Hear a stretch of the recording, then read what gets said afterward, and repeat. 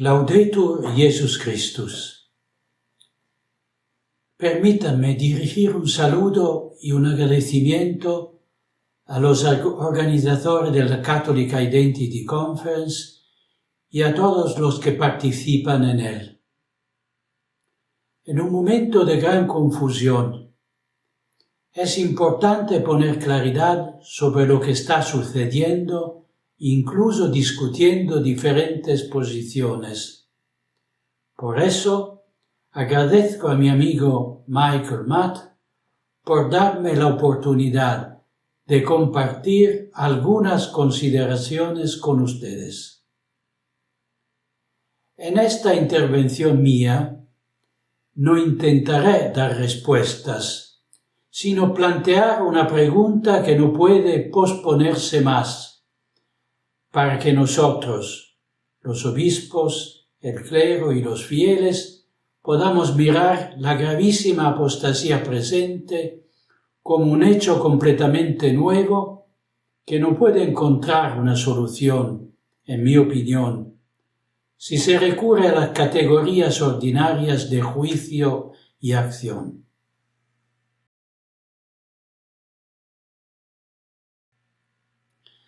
La multiplicación de declaraciones y comportamientos completamente ajenos a lo que se espera de un papa, en la contraposición a la fe y a la moral, de las que el papado es guardiana, ha llevado a muchos fieles y a un número cada vez mayor de obispos a tomar nota de algo que hasta hace algún tiempo parecía inaudito. El trono de Pedro está ocupado por un personaje que abusa de su poder con el fin contrario a aquel para el cual nuestro Señor lo ha instituido. Algunos consideran a Jorge Mario Bergoglio claramente herético en materia doctrinal, otros tiránicos en cuestiones de gobierno. Otros consideran inválida su elección debido a las múltiples anomalías de la renuncia de Benedicto XVI y de la elección de quien ocupó su lugar. Estas opiniones, más o menos respaldadas por pruebas o por el resultado de especulaciones no siempre compartibles, confirma, sin embargo, una realidad ahora indiscutible. Y es esta realidad, en mi opinión, la que constituye un punto de partida común para intentar remediar la presencia desconcertante y escandalosa de un papa que se presenta con ostentosa arrogancia como inimicus ecclesiae, y que actúa y habla como tal. Un enemigo que precisamente porque ocupa la sede de Pedro y abusa de la autoridad papal, está en condiciones de asestar un golpe terrible y desastroso, como ningún enemigo externo ha podido asestar jamás en toda la historia de la Iglesia. Los peores perseguidores de los cristianos, los más feroces seguidores de las logias masónicas, los heresiarcas más salvajes, no habían logrado, en tan poco tiempo y con tanta eficacia, devastar la viña del Señor, escandalizar a los fieles, disgustar a sus ministros, desacreditar su autoridad y integridad ante el mundo, demoler el magisterio, la fe, la moral, la liturgia y la disciplina. Inimicus ecclesiae, no solo respecto de los miembros del cuerpo místico, a los que desprecia, ridiculiza, contra los cuales no cesa lanzar epítetos venenosos, persigue y golpea, sino también con respecto a la cabeza del cuerpo místico Jesucristo, cuya autoridad ya no es ejercitada por Bergoglio en una función vicaria y por tanto en necesaria y debida coherencia con el Depositum Fidei, sino de manera autorreferencial y por tanto tiránica. La autoridad del Romano Pontífice deriva en efecto de la autoridad suprema de Cristo, de la que participa dentro de los límites en el ámbito de los fines que el Divino Fundador ha establecido de una vez para siempre y que ningún poder humano puede modificar. La evidencia del alejamiento de Bergoglio del cargo que ocupa es ciertamente un hecho doloroso y muy grave. Pero tomar conciencia de esta realidad es la premisa indispensable para remediar una situación insostenible y desastrosa.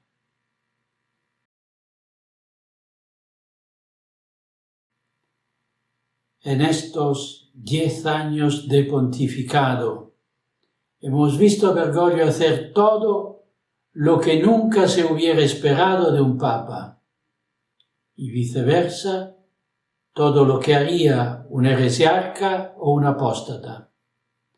Ha habido ocasiones en las que estas acciones parecían claramente provocativas, como si con las declaraciones o con ciertos actos de gobierno quisiera deliberadamente suscitar la indignación del cuerpo eclesial y empujar a sacerdotes y fieles a reaccionar, dándoles el pretexto para declararlos cismáticos. Pero esta estrategia, típica del peor jesuitismo, ahora queda expuesta, porque toda la operación se llevó a cabo con demasiada arrogancia y en ámbitos en los que ni siquiera los católicos moderados están dispuestos a transigir. Los escándalos sexuales del clero, y en particular la respuesta de la Santa Sede a la plaga de corrupción moral de cardenales y obispos, han puesto de manifiesto una vergonzosa disparidad de trato entre quienes pertenecen al llamado círculo mágico de Bergoglio y quienes en cambio considera adversarios. El reciente caso de Rupnik es la prueba de una gestión del poder similar a la de un déspota, legibus solutus, libre de ataduras legales, y que se considera libre de actuar sin tener que rendir cuenta a nadie de sus acciones. Sucede a menudo que las consecuencias de las decisiones tomadas personalmente por el argentino se transmiten luego a sus subordinados, quienes se ven acusados y descreditados por decisiones que no les corresponden. Pienso en el caso del inmueble londinense, el que estuvieron implicados funcionarios de la Secretaría de Estado, mientras que el contrato de compra lleva la augusta firma autógrafa. Pienso en la vergonzosa gestión del caso Rupnik, que además de haber rehabilitado a un criminal responsable de crímenes horrendos, despreciando a las numerosas víctimas, también desprestigiados al exprefecto de la Congregación por la Doctrina de la Fe, el cardenal Ladaria. Pienso en el caso McCarrick, que con la farsa de un procedimiento administrativo secreto fue liquidado apresuradamente sin ningún resarcimiento para las víctimas y declarado res judicata, cosa juzgada inapelable. Y la lista podría continuar al infinito. Queda claro que los desafortunados que colaboran voluntaria o involuntariamente con Bergoglio se ven arrojados al mar tan pronto como la prensa descubre los escándalos vaticanos. Muchos están tomando conciencia de este cínico comportamiento utilitario y de hecho están rechazando nombramientos y ascensos precisamente para evitar verse en el incómodo rol de chivos expiatorios.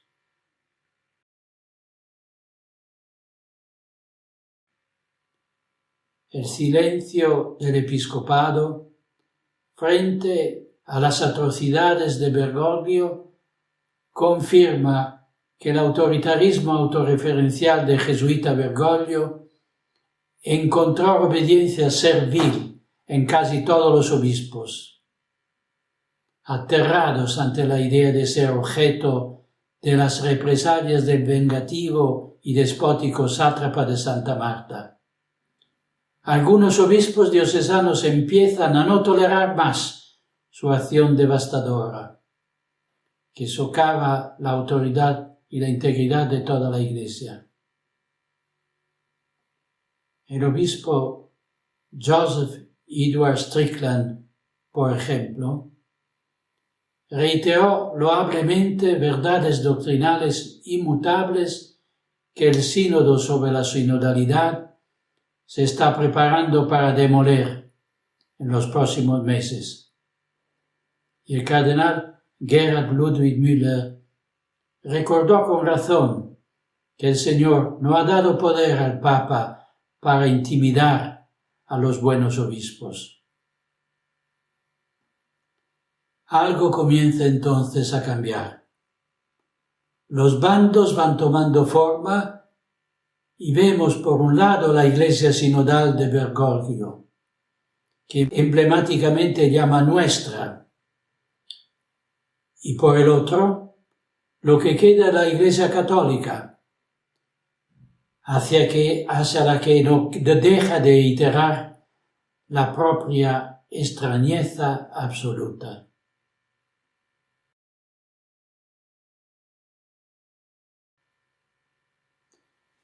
Monseñor Athanasius Schneider sostiene que las eventuales irregularidades verificadas en el cónclave del 2013 quedarían fundamentalmente sanadas de raíz por el hecho de que el elegido Jorge Mario Bergoglio fue reconocido como papa por los cardenales electores, por el episcopado y por la mayoría de los fieles. En la práctica, independientemente de los acontecimientos que hayan podido conducir a la elección de un papa, con o sin intervenciones externas, la Iglesia se da un plazo, más allá del cual no sería posible impugnar una elección, si el nombre de la persona elegida es aceptada por el pueblo cristiano. Pero esta tesis está cuestionada por un precedente histórico.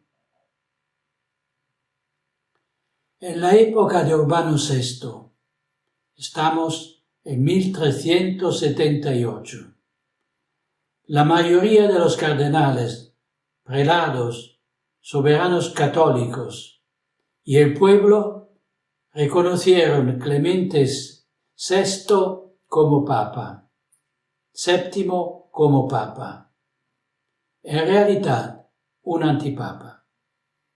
13 cardenales de un total de 16 cuestionaron la validez de la elección del Papa Urbano debido a la amenaza de violencia del pueblo romano contra el Sacro Colegio.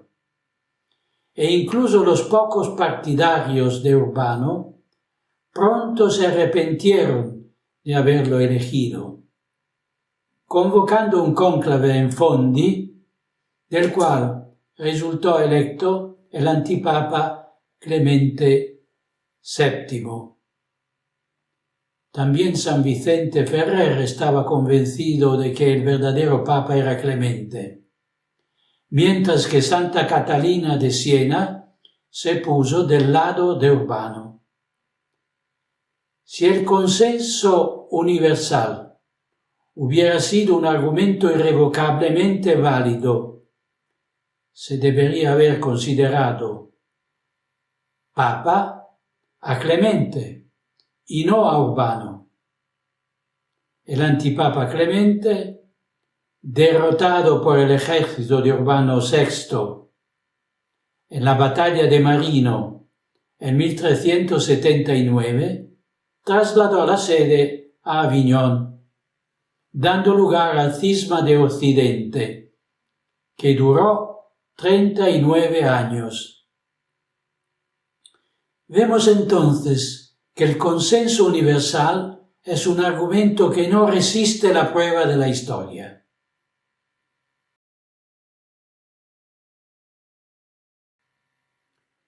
El obispo Athanasius Schneider nos recuerda que la vía Tuzio, la vía más segura, consiste en no obedecer a un papa hereje, sin necesariamente tener que considerarlo como si hubiera caducado ipso facto de su cargo al estar separado de la Iglesia, y por lo tanto ya no capaz de ser su cabeza, como por el contrario lo considera San Roberto Bellarmino.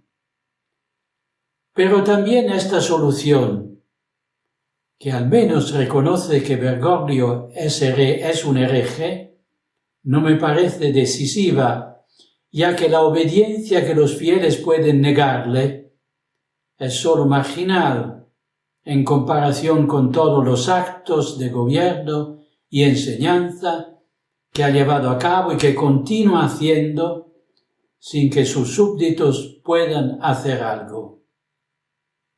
Por supuesto, se puede organizar la celebración clandestina de la misa católica, pero ¿qué pueden hacer un sacerdote o un laico cuando un grupo subversivo de obispos manipulados por Bergoglio se prepara para introducir cambios doctrinales inaceptables con el sínodo sobre la sinodalidad? ¿Y qué podrán hacer cuando en sus parroquias una diaconisa bendiga la boda de 2 sodomitas?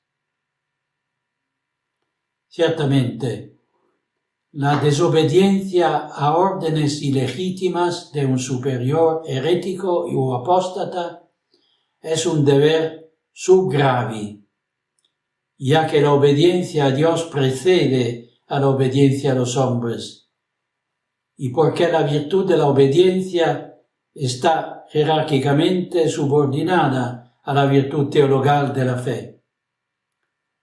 Pero el daño resultante al cuerpo eclesial no puede evitarse con una acción de simple resistencia. La cuestión debe resolverse desde la raíz.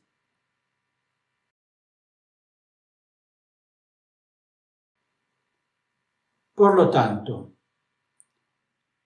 habiendo reconocido que Bergoglio es un hereje, bastarían para demostrarlo Amoris Laetitia o la declaración de la inmoralidad intrínseca de la pena capital. Debemos preguntarnos si la elección de 2013 se vio invalidada de alguna manera por un consentimiento viciado, es decir, si el elegido quería ser Papa de la Iglesia Católica, o más bien jefe de lo que él llama nuestra Iglesia sinodal, que nada tiene que ver con la Iglesia de Cristo, precisamente porque se presenta como otra respecto a ella. En mi opinión, este consentimiento viciado se evidencia también en el comportamiento de Bergoglio, ostentosamente anticatólico y heterogéneo respecto de la esencia misma del papado.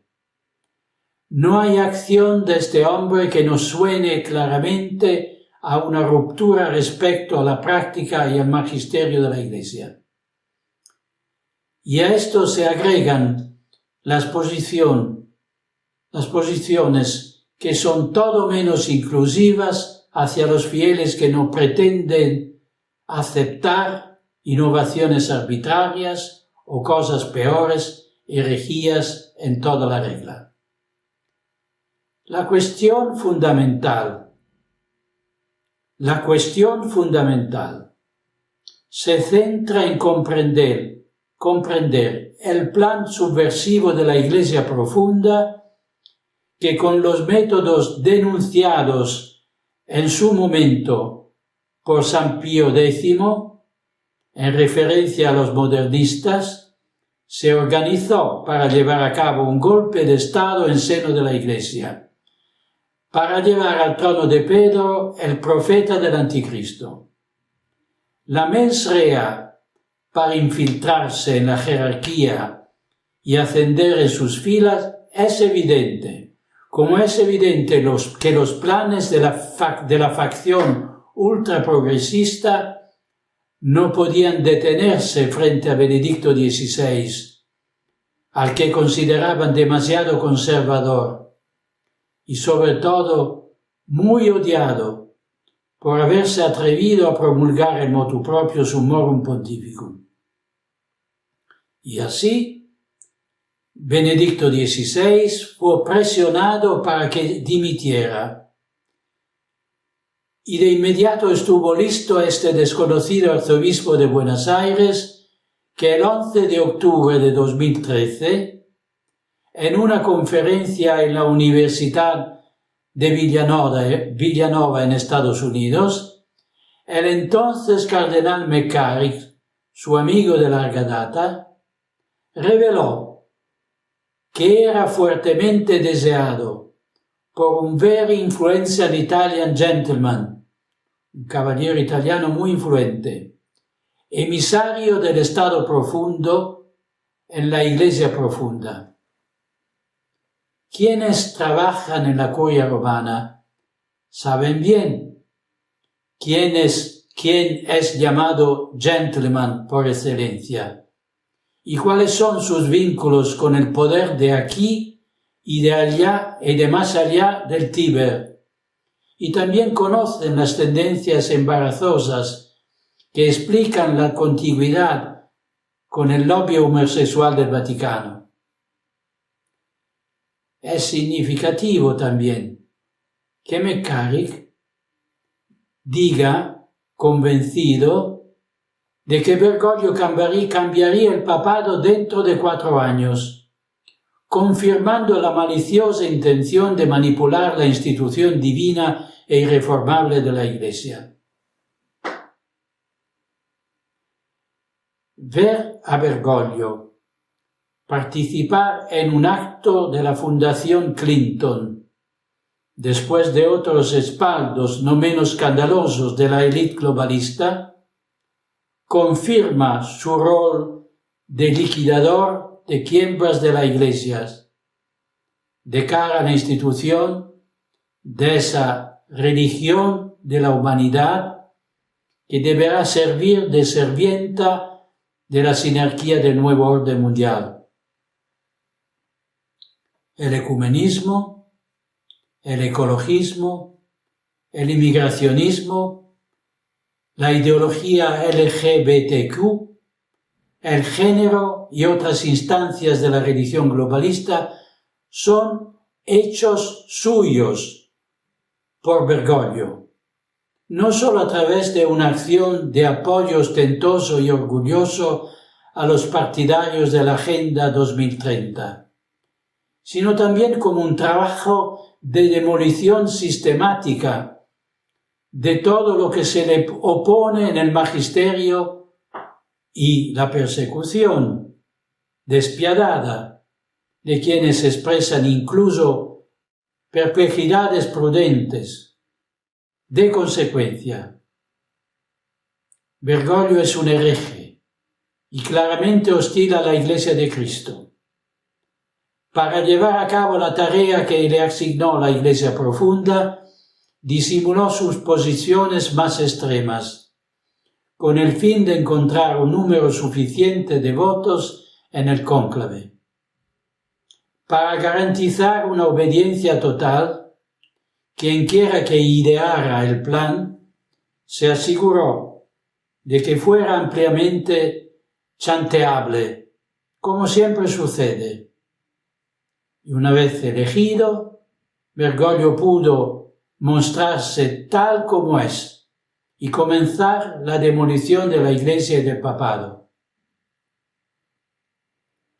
Pero ¿puede un papa destruir el papado que encarna y representa? ¿Puede un papa devastar la Iglesia que el Señor le ha confiado defender? Y más todavía, si la participación de un cardenal en el cónclave tiene como finalidad una acción maliciosa, un acto subversivo contra la Iglesia, si el objetivo es cometer un delito, aunque aparentemente se respetan los procedimientos y las reglas de la elección, existe indiscutiblemente una mens rea, y esta intención criminal surge de la astucia con la que se llevó a cabo un engaño a los electores en su buena fe, con la colaboración de aquellos cómplices. Entonces me pregunto, ¿no estamos en presencia de un consentimiento viciado que invalida la validez de la elección? Sin decir que la misma copresencia de un papa renunciante y de un papa reinante es ya en sí misma un elemento que lleva a creer que tenían un concepto falso de la esencia del papado, considerado como un rol que puede compartirse con otros. No olvidemos que la distinción entre munus y ministerio es arbitraria y que no puede haber un papa que se dedique al ministerio orante y otro que gobierne. Cristo es uno, la Iglesia es una, solo uno es sucesor de Pedro. Un cuerpo con dos cabezas es un monstruo que repugna a la naturaleza, incluso antes de la constitución divina de la Iglesia.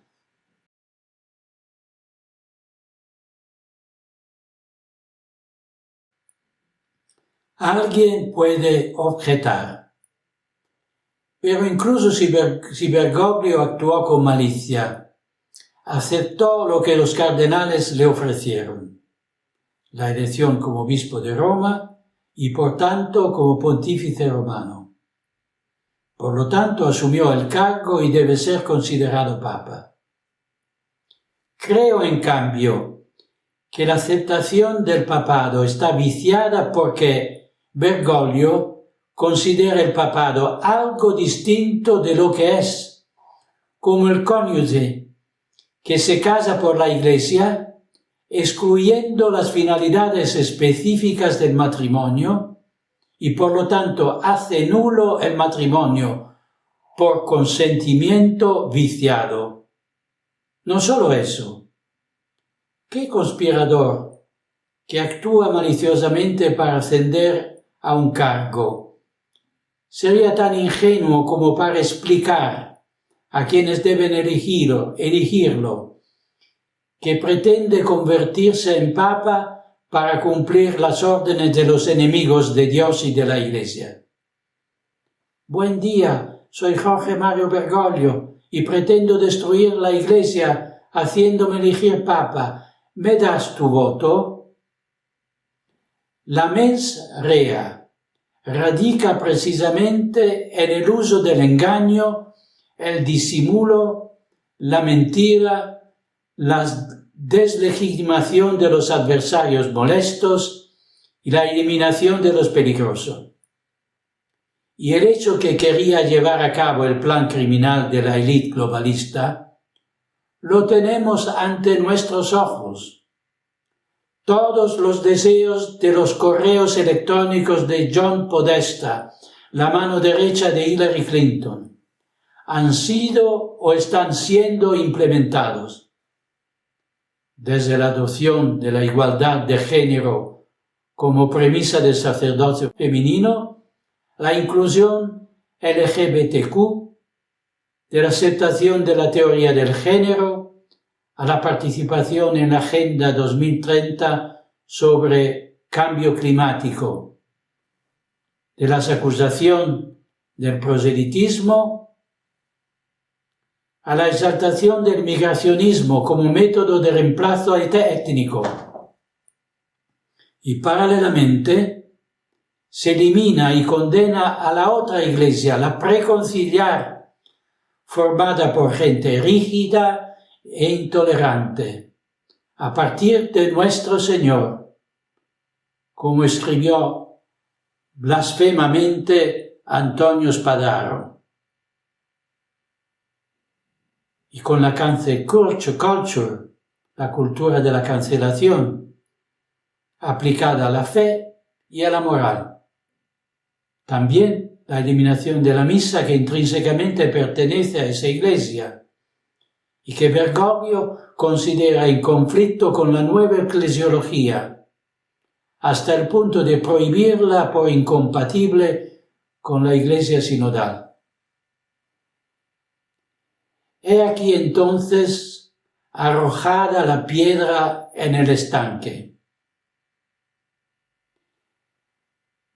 Me gustaría que tomáramos en serio, muy en serio, la posibilidad de que Bergoglio haya querido obtener la elección mediante fraude y que pretendería abusar de la autoridad del Romano Pontífice para hacer exactamente lo contrario de lo que Jesucristo mandó hacer a San Pedro y a sus sucesores. Eso es, confirmar a los fieles en la fe católica, pastorear y gobernar el rebaño del Señor, predicar el Evangelio a los pueblos. Todas las acciones de gobierno y de magisterio de Bergoglio, desde su primera aparición en la Logia Vaticana, presentándose con aquel ominoso «Buenas tardes», se han desarrollado en una dirección diametralmente opuesta al mandato petrino. Ha adulterado y sigue adulterando el Depositum Fidei. Ha creado confusión y ha engañado a los fieles. Has dispersado al rebaño, ha declarado que considera la evangelización de los pueblos una solemne tontería y abusa sistemáticamente del poder de las santas llaves para desatar lo que no se puede desatar y atar lo que no se puede atar. Esta situación es humanamente incurable, porque las fuerzas en juego son enormes y porque la corrupción de la autoridad no puede ser remediada por quienes están sometidos a ella. Debemos señalar que la metástasis de este pontificado tiene su origen en el cáncer conciliar, en ese Vaticano II que creó las bases ideológicas, doctrinales y disciplinarias que inevitablemente conducirían hasta aquí. Pero ¿cuántos de mis hermanos que también reconocen la gravedad de la crisis actual tienen la capacidad de reconocer este vínculo causal entre la revolución conciliar y sus consecuencias extremas con Bergoglio?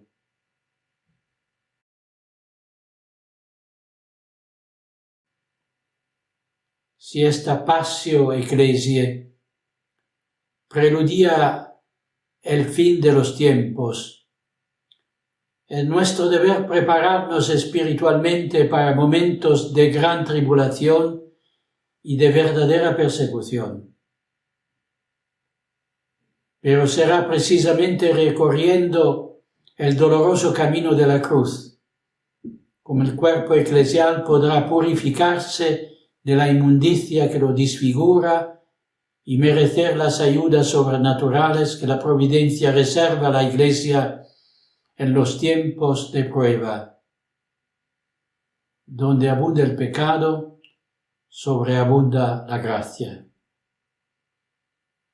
Por último, permítanme recordarles que la asociación Exsulce Domine que fundé tiene como objetivo dar ayuda espiritual y material a los sacerdotes, religiosos y religiosas perseguidos por la Iglesia bergogliana a causa de su fidelidad a la tradición. Si quieren contribuir con una donación a la realización de nuestros proyectos, pueden hacerlo desde la página web de la asociación. Laudetur Jesus Christus. Abandonment of the supernatural dimension.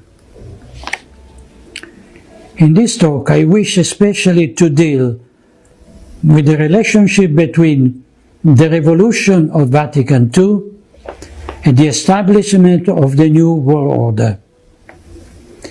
The focal element of this analysis consists in highlighting the abandonment on the part of the ecclesiastical hierarchy, even at the top, of the supernatural dimension of the Church and its eschatological role. With the Council, the innovators erased the divine origin of the Church from their theological horizon, creating an entity of human origin similar to a philanthropic organization. The first consequence of this ontological subversion was the necessary denial of the fact the bride of Christ is not and cannot be subject to change by those who exercise vicarious authority in the name of the Lord. She is neither the property of the Pope nor of the bishop or theologians, and as such, any attempt at aggiornamento lowers her to the level of a company that, in order to garner profit, renews its own commercial offer, sells its leftover stock, and follow the fashion of the moment. The Church, on the other hand, is a supernatural and divine reality. She adapts the way she preaches the gospel to the nations, but she can never change the content of one iota, nor deny her transcendent momentum by lowering herself to mere social service. On the opposite side, the anti-church proudly lays claims to the right to perform a paradigm shift, not only by changing the way doctrine is expounded, but the doctrine itself. Insisting on what the magisterium teaches is useless. The innovators brazen claim to have the right to change the faith, stubbornly following the modernist approach. The Council's first error consists mainly in the lack of the transcendent perspective, the result of a spiritual crisis that was already latent, and the attempt to establish paradise on earth with a sterile human horizon. In line with this approach, Fratelli Tutti sees the fulfillment of an earthly utopia and social redemption in human brotherhood, Pax Ecumenica, between religions, and welcoming migrants.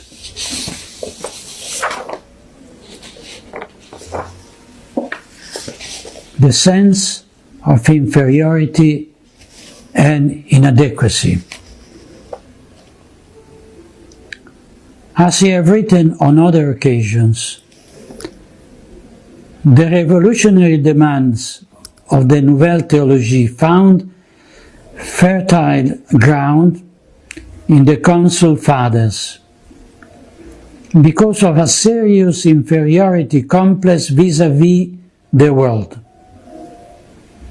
There were times in the post-war period when the revolution led by Freemasonry in the civil, political and cultural spheres breached the Catholic elite, persuading it of its inadequacy in the face of the epochal challenge that is now inescapable. Instead of questioning themselves and their faith, this elite bishop, theologian, intellectual recklessly attributed responsibility for the imminent failure of the Church to a rock-solid hierarchical structure, to a monolithic doctrinal and moral teaching, looking at the defeat of the European civilization that the Church had helped to form. The elite thought that the lack of agreement with the world was caused by the intransigence of the papacy and the moral rigidity of priests not wanting to come to terms with the zeitgeist and open up. This theological approach stems from the false assumption that between the Church and the contemporary world there can be an alliance, a consonance of intent, a friendship. Nothing could be further from the truth, since there can be no respite in the struggle between God and Satan, between light and darkness. I quote from the Genesis, "I put enmity between thee and the woman, and between thy seed and her seed. He shall bruise thy head, and thou shalt bruise his heel." This an enmity willed by God Himself, which places Mary most holy and the Church as eternal enemies of the ancient serpent. The world has its own prince, who is the enemy, a murderer from the beginning, and a liar, courting a pact of non-belligerence with the world means coming to terms with Satan. This overturns and perverts the very essence of the Church, whose mission is to convert as many souls to Christ for the greater glory of God, without ever laying down arms against those who want to attract them to themselves and to their damnation. I will talk